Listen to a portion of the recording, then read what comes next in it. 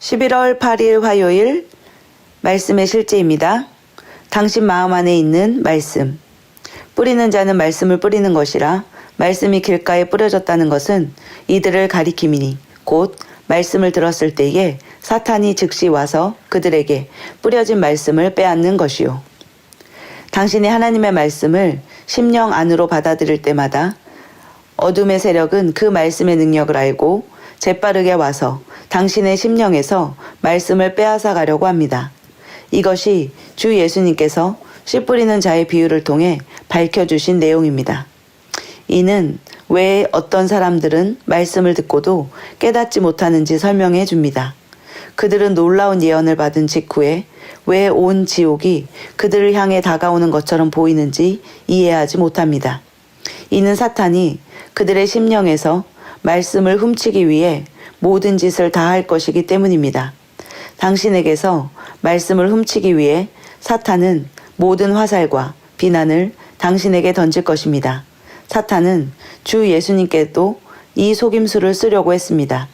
그는 예수님께 그분이 하나님의 아들임을 증명하라고 요구하며 예수님에 대해 선포된 말씀에 이의를 제기했습니다. 물론 주님께서는 원수를 성공적으로 물리치셨습니다. 예수님의 마음에 말씀이 굳게 뿌리내리고 있었기 때문입니다.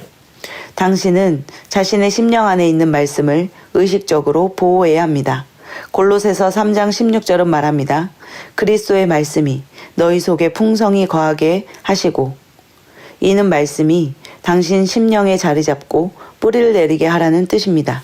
그렇게 하면 원수가 당신의 심령에서 말씀을 빼앗으려고 아무리 애써도 소용이 없을 것입니다. 당신의 인생에서 가장 귀하며 사탄이 빼앗아가고 싶어하는 것은 당신의 심령 안에 있는 하나님의 말씀입니다. 그렇기 때문에 당신은 반드시 심령에 있는 말씀을 지켜야 합니다. 말씀이 당신의 심령 얕은 곳에 머물러서 원수가 빼앗아가도록 두지 마십시오.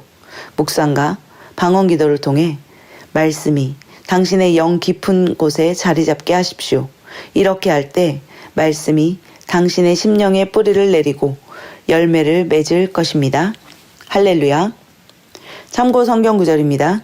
누가복음 8장 11절에서 15절 말씀입니다. 이제 그 비유는 이러하니라. 씨는 하나님의 말씀이요 길가에 있는 것들은 말씀을 듣지만 그때의 마귀가 와서 그들의 마음에서 말씀을 빼앗아가므로 믿지 못하고 구원받지 못하는 자들이니라. 바위 위에 있는 것들은 들을 때에 기쁨으로 말씀을 받아들이나 뿌리가 없어 잠시 믿다가 시험의 때에 떨어져 나가는 자들이요. 가시나무들 사이에 떨어진 것은 말씀을 듣고 나아가다가 이 세상 삶의 염려와 재물과 쾌락으로 숨이 막혀 완전함에 이르는 열매를 내지 못하는 자들이니라.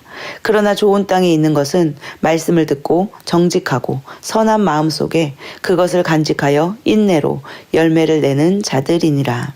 아멘. 하나님께서는 우리가 말씀을 받아 영 깊은 곳에 자리 잡게 되기를 원하십니다. 왜냐하면 우리의 삶에 하나님의 말씀의 열매와 실제들이 가득가득 나타나기를 원하시기 때문입니다.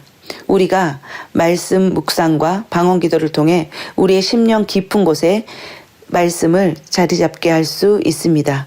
마음속에 그것을 깊이 간직하라고 하셨고 인내하라고 하셨습니다. 우리는 그로 말미암아 말씀이 실제라는 것을, 하나님이 살아 역사하심을 나타내고 증거하는 자들입니다. 하나님의 말씀은 우리의 심령 깊이 뿌려내려집니다. 함께 기도하겠습니다. 사랑하는 아버지, 당신의 말씀의 영광과 오늘 내가 경험하는 변화에 감사드립니다. 당신의 말씀은 나의 영에 뿌리를 내리고 의의 열매를 맺습니다. 나에게 당신의 말씀을 주셔서 감사합니다. 나는 오늘 이 말씀에 의지하여 살아갑니다. 이 말씀은 내 삶의 환경을 바꾸고 나를 당신의 완전한 뜻과 운명에 맞춥니다. 예수 이름으로 기도합니다. 아멘.